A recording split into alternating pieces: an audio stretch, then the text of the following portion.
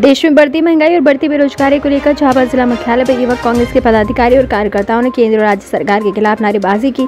युवक कांग्रेस के कार्यकर्ताओं ने बढ़ती महंगाई के विरोध में थाली कटोरी और चम्मच बजाकर बेरोजगारी को दूर भगाने का शंखनाद किया।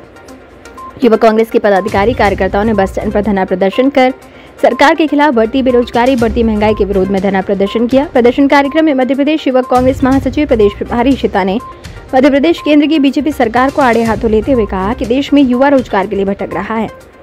सरकार ने रोजगार देने के अनेक वादे किए थे, लेकिन आज तक जो सरकार ने वादे किए थे रोजगार के, वो पूरे नहीं हुए। प्रदेश युवक कांग्रेस महासचिव शिता ने कहा कि पेट्रोल डीजल के दाम चरम सीमा पर है, उससे महंगाई दिन ब दिन बढ़ती जा रही है। उन्होंने ये भी कहा कि देश में आधी आबादी महिलाओं की है जो अपना घर बार इस महंगाई के दौर में चला रही हैं। सरकार को तुरंत शिक्षित बेरोजगारों को रोजगार मिले और बढ़ते तेलों के दाम पर अंकुश लगना चाहिए ताकि जनता को कुछ राहत मिल सके।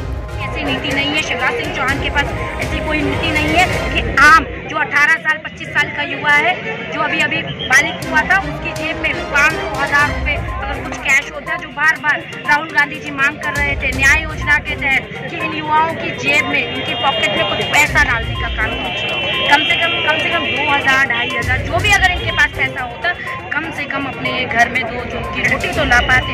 ये सब आम जो परिवारों की समस्याएं होती है, इनको समझकर इन पर काम करना तो क्या था।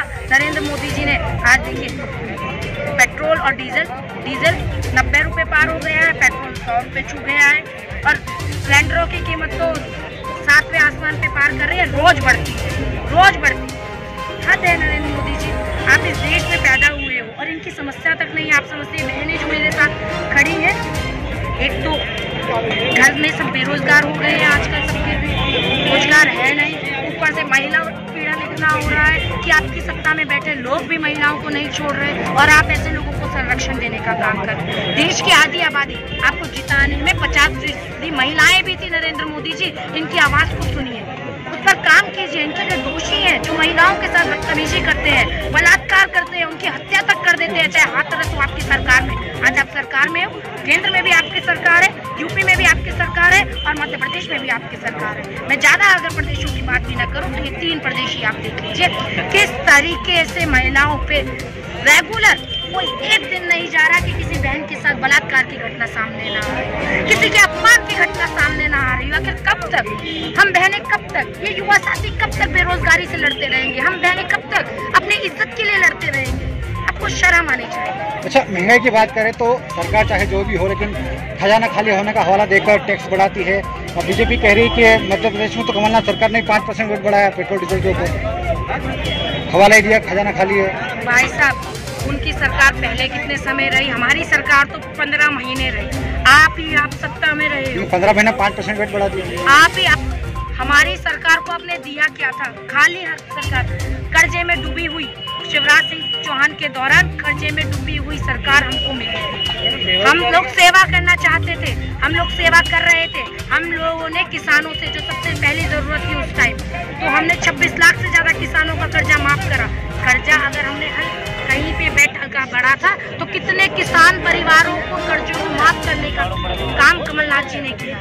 आप क्या कर रहे हैं? आप दीजिए इन युवाओं को न्याय योजना के तहत पैसा, क्यों नहीं देते?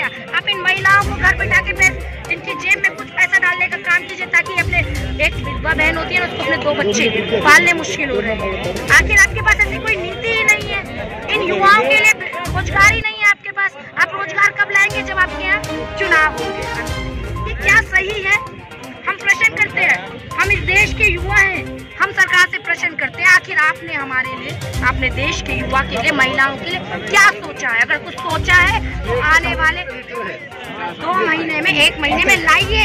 आज देश को जरूरत है, देश अंदर से जल रहा है। जैसे अभी आप धूप में जल रहे हैं ना, देश इससे भी ज्यादा गंभीर हालात से अंदर से जल रहा है। बेरोजगारी का मुद्दा तो